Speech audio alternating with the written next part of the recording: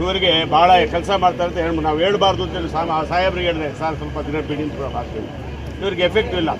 ಅಂಗಡಿ ನೋಡಿ, ನಾನು ಜಾಗ ಕೇಳಿದೆ ಕೋಆಪರೇಟಿವ್ ಸೊಸೈಟಿಗೆ, ಸಾರ್ ಆಗೋದು ಗೌರ್ಮೆಂಟಿಂದ ಬರಬೇಕು ಕೆಪ್ಕೋ ಸ್ಕೂಲ್ಸ್ ಪ್ರಕಾರ ನೋಡೋಣ.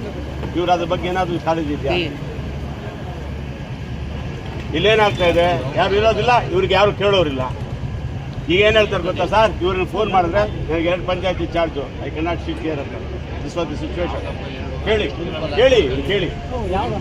ಮೊನ್ನೆ ಹೇಳಿದಾಗ ಏನು ಹೇಳಿದಪ್ಪ ನಾನು, ದೂರಪಲ್ಲಿ ಪಂಚಾಯತ್ ನನಗೆ 2 ಪಂಚಾಯತ್, ನಾನು ಕಂಪ್ಲೇಂಟ್ ಹೇಳೋರಲ್ಲ, ನನಗೆ ಬೇಕಾಗಿಲ್ಲ ಅದು.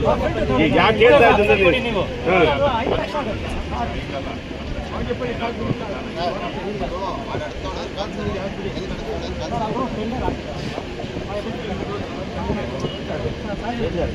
ಹೇಮಂತ್ ಕೊಟ್ಟಾರೆ MLA, ಲೋಕಲ್ ಉಂಟೆ ಜನಾಂಗ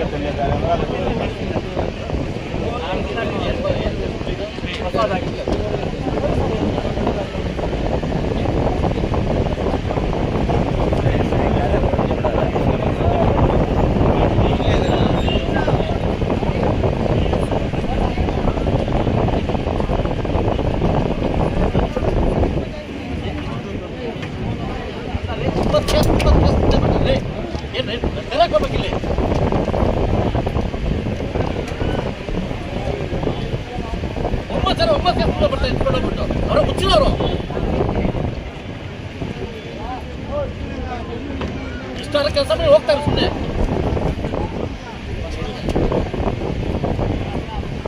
ಆ ದೇವಸ್ಥಾನ ಮುಂದೆ ಪರ್ಮಿಷನ್ ಕೊಟ್ಟು ಅಂಗಡಿ ಮಾಡ್ತಾರೆ. ಹೆಂಗಿದ್ದೀರಿ ನಾವು? ಏನಕ್ಕಿದ್ದೀರಿ ನಾವು?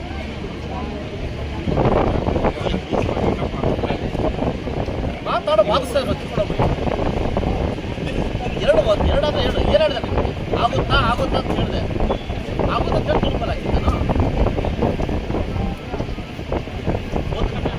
ನಾನು ಈಗ ಸುರವಾಗಿದೆ ಎತ್ಕೊಂಡು ನೋಡಿ, ಎಷ್ಟು ಸಮಸ್ಯೆ ಎತ್ಕೊಂಡು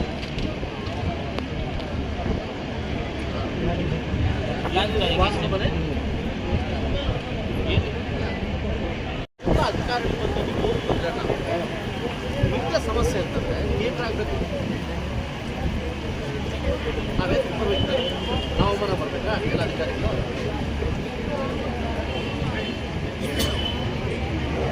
ಇಲ್ಲ, ಅವನು ಈಸೊತ್ತು ವಾಸಿಯಲ್ಲ, ಕೋರ್ಟಲ್ಲಿ ಆದೇಶ ಮಾಡ್ದ ಮಾತಾ ಶ್ರೀನಿವಾಸ ರೆಡ್ಡಿ ಅವರೇ ಅವನ ಸಮುದ್ರ ಮೀನ ಖಾತೆ ಮಾಡ್ಕೊಡಂತೆ ನಾನು ಕೊಡ್ತಾರ ಅರ್ಜಿದಾರರಿಗೆ ಮಾಡಿಕೊಡಂತ ಕೋರ್ಟ್ ಕೊಡೋದು ಕೇಸ್ ಕ್ಯಾನ್ಸಲ್ ಮಾಡ್ತಾರೆ.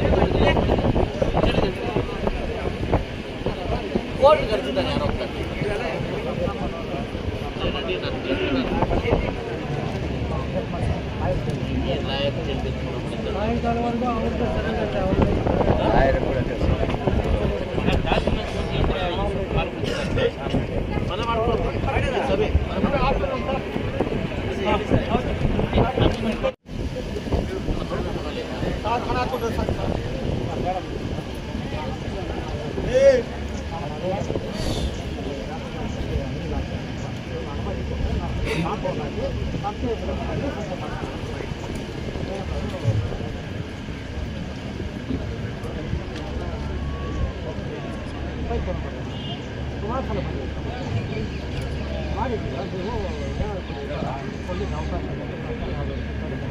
ಹೇಳಿ ಮೇಡಮ್, ಗುಂಡು ತೋಗ್ಬಿಟ್ಟು ಅದರಿಂದ ಒಂದು ಕಾರಣ.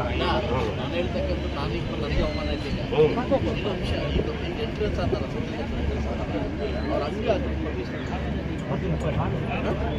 ಕೊಟ್ಟಿಲ್ಲ ಅಂತಂದ್ರೆ ನೀವು ಹೇಳ್ತಾ ಇಲ್ವಾ? ಬಿಡು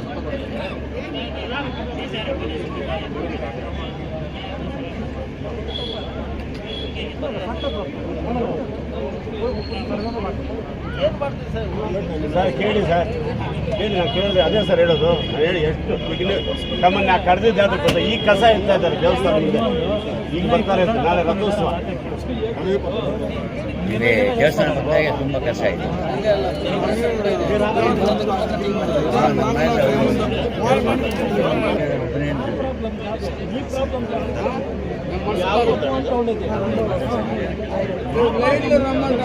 ಸರ್ ಇದು ಲೆಸ್ ಇದೆ ಸರ್.